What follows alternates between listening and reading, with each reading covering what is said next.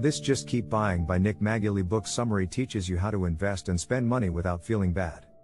Introduction. Why should I care? Discover how to use money to your advantage. There is a lot of bad financial advice available. Not all of the information we are given about personal finance is accurate, which is a problem. That advice frequently rests on broad generalizations about what is good and bad for everyone. However, the author Nick Maggiulli contends that financial decisions are frequently context dependent. For some people, having credit card debt, for instance, can be a useful tool. And seemingly pointless expenditures, such as buying a daily cup of coffee, can sometimes be a waste of money. Other times, however, those financial choices can support a happy life. The same holds true for saving. How much cash should you keep in reserve? Really, it all depends on your income. You must learn more about the persons involved in order to make informed decisions regarding these matters, as we will see in this summary. It's a straightforward message, but it's one that has to be heard. The problem with all that lousy advice is that it frequently leads to feelings of shame, tension, and anxiety in addition to failing to assist you in managing your finances. So let's adopt a different strategy. One based on the complicated reality of life rather than some idealized idealization of how things ought to be. One that really works for you. This summary will also teach you what an Alaskan fish can teach you about saving, why investing in weak markets is worthwhile, and how to spend money guilt-free. Principle 1. The primary guideline for saving? When you earn more, save more. In this summary, we'll be discussing about money. But unlike the trading floors in London and Frankfurt or Wall Street, our journey doesn't begin there. Southern Alaska will be our first stop. We are in the biggest temperate rainforest in the world. The area's crystal clear streams, which are stocked with huge Dolly Varden trout-like fish, are highly prized by anglers. Until the start of the summer, these Pacific streams don't have much in the way of food. At that time, salmon carrying eggs will appear. Because char adores these eggs, a feeding frenzy that lasts for months occurs. The salmon then go, though. Once more, the streams have turned into a food desert. For a long time, biologists were unable to explain it. Simply said, there weren't enough calories to sustain such a large population year-round. Yet hundreds of thousands of healthy fish continued to exist, month after month. So how does it function? The ability of a species to modify its physical shape to fit its environment, phenotypic plasticity, is the solution. Dolly Varden char have smaller digestive tracts and slower metabolisms when food is scarce. In contrast, those organs grow 2 times as large and their metabolism picks back up when the salmon arrive. What does that have to do with finances, then? Actually, quite a lot. The secret to saving is also to modify your behavior according to your environment. Let's dissect that. If you Google how much should I save? You'll find 150,000 results with quite detailed responses. One so-called expert claims that you should save 20% of your income and gets 150,000 clicks with incredibly accurate responses.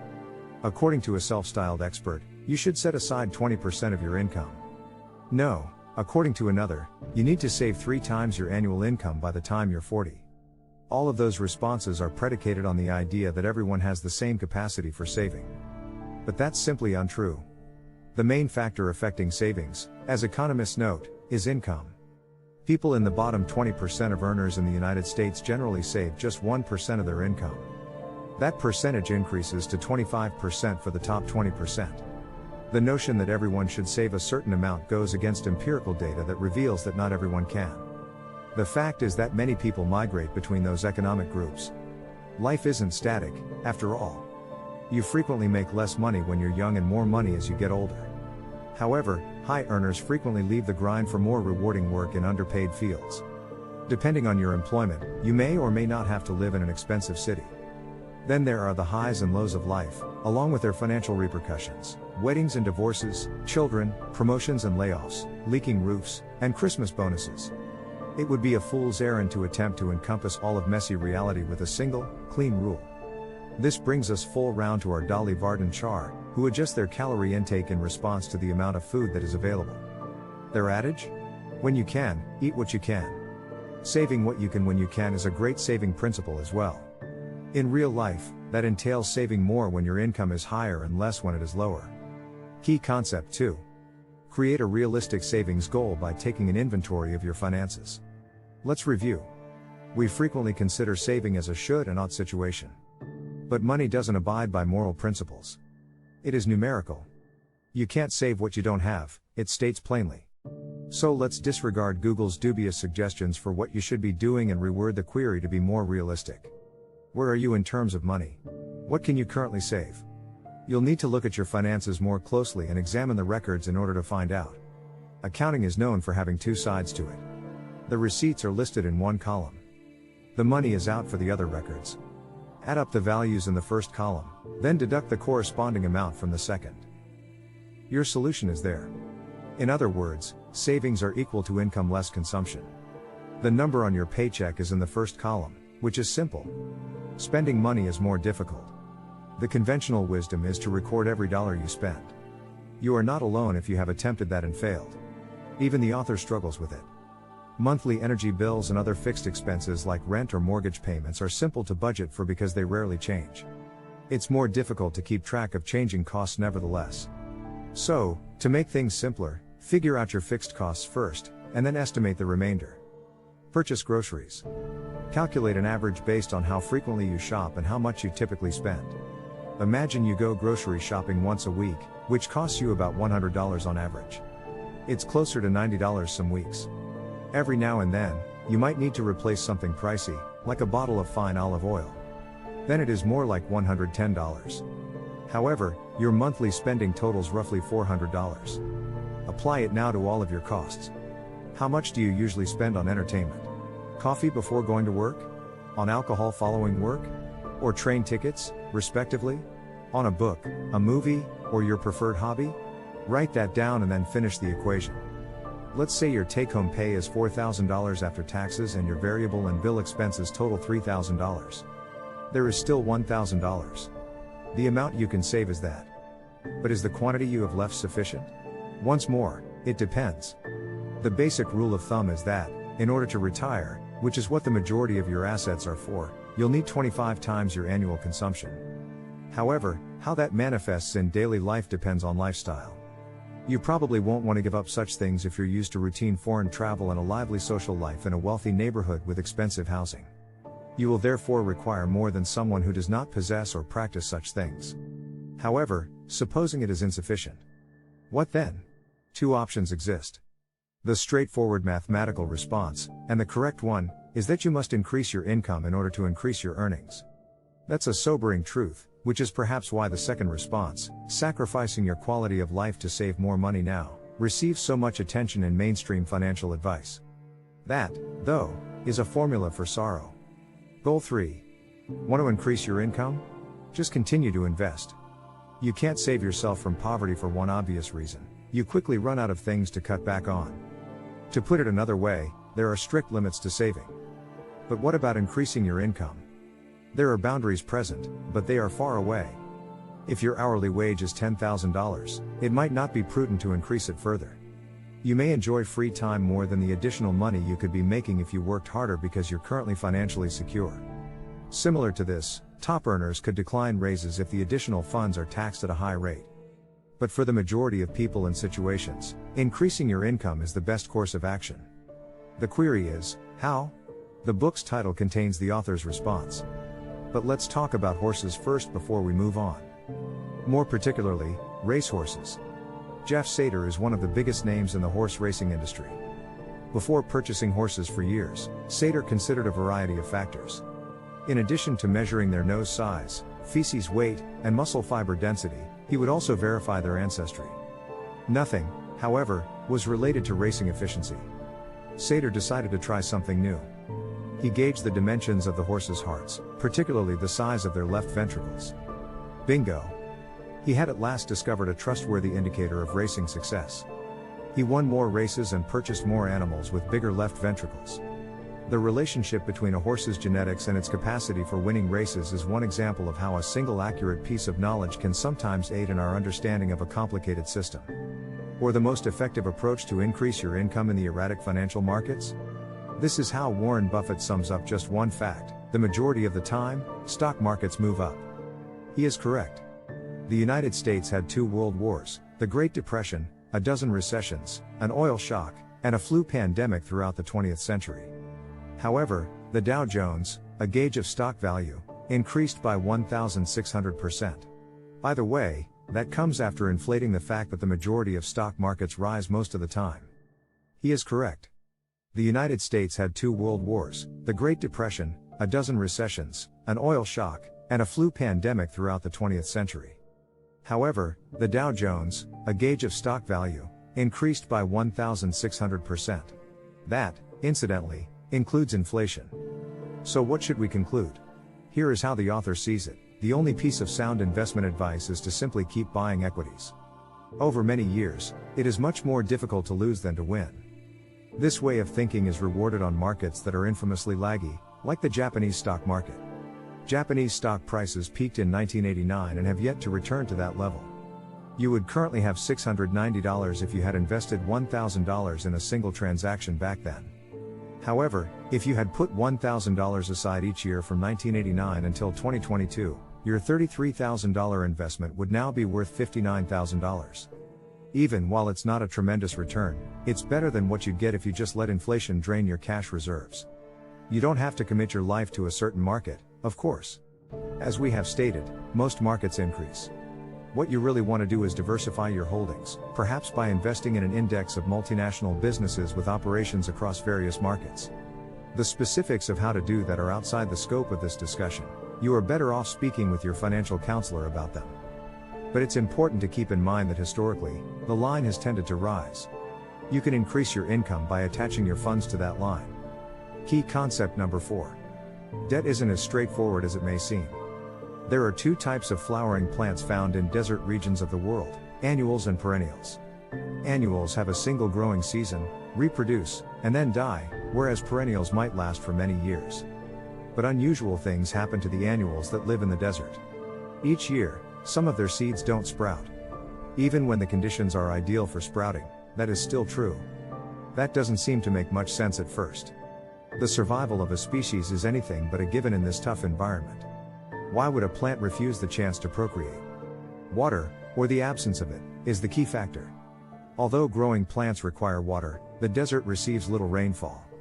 Even worse, the little rain that does fall occurs at wildly erratic intervals. The lineage of a plant would be destroyed by a single drought if every seed immediately blossomed. In order to increase the likelihood that a rare rainstorm will coincide with the plant's early growth, some seeds are kept back to sprout later.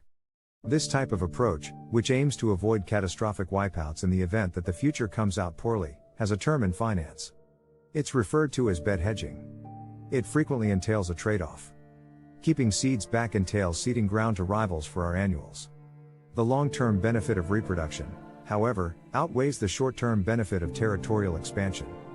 Desert plants, like the Alaska char we previously met, can impart important financial lessons to us. But the lesson they have for us isn't about saving, it's about debt.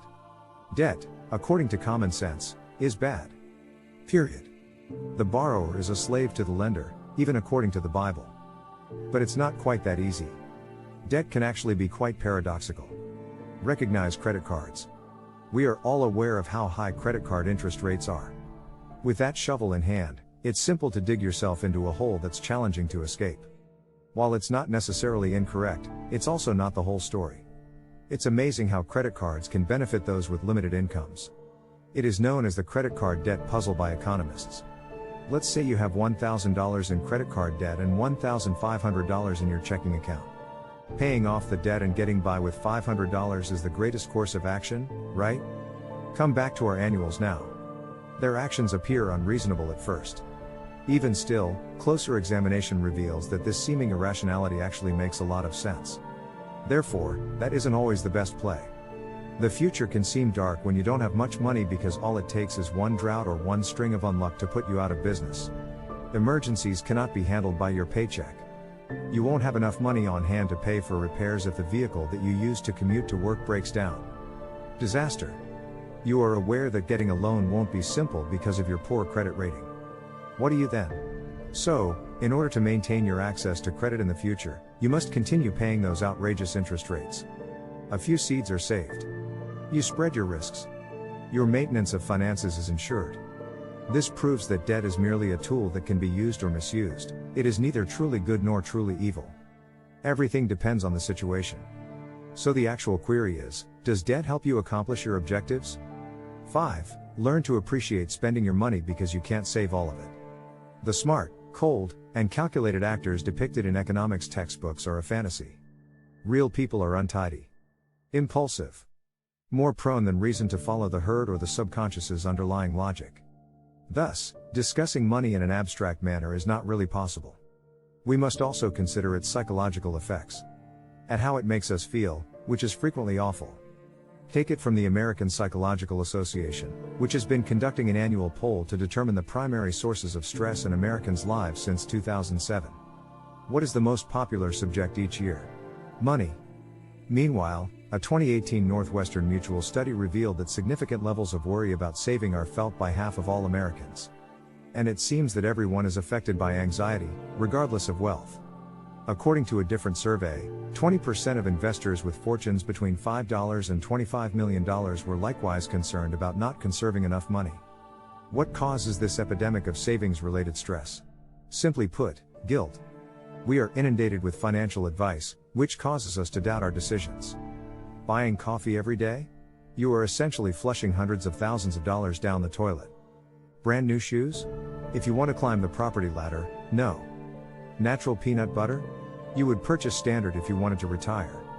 The underlying message was perfectly crafted to arouse guilt. It claims that every dollar you spend might have been saved, and if you genuinely accepted responsibility, you would do just that. However, attempting to save every penny only makes us sick, so you can't.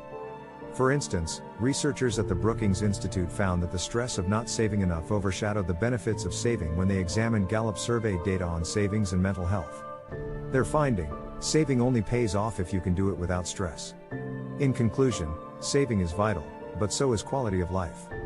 How then can you maintain both your financial and physical well-being while striking the appropriate balance? According to the author, choose items that will bring you the most long-term satisfaction. Drive, a book by American author Daniel Pink that examines human motivation, is a wonderful place to begin considering fulfillment.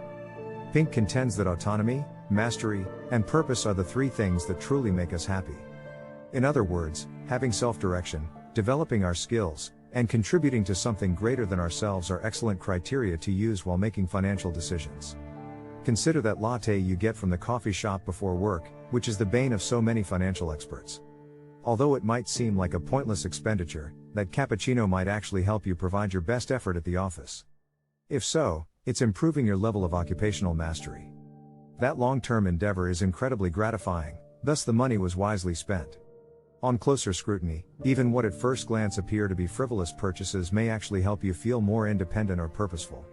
In the end, money is really a tool that helps you build the life you desire. Therefore, the hardest part of spending money is really finding out what you want to do with it.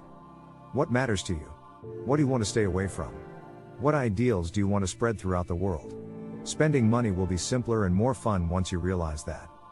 Final thoughts. You've just finished reading our analysis of Nick Maggiulli's Just Keep Buying. The most crucial thing to take away from this is: what amount should you be setting aside? Spending? Investing? Borrowing? Because Nick Maggiulli is a realist and not an idealist, he contends that context is crucial. How much money can you invest or save? Does debt serve as a means of financial support or just a short-term bandage? Does shopping make you happy? You won't find a sound financial strategy that works for you until you go into those issues. If you want to learn more, click the link below to purchase the book. Thank you for viewing.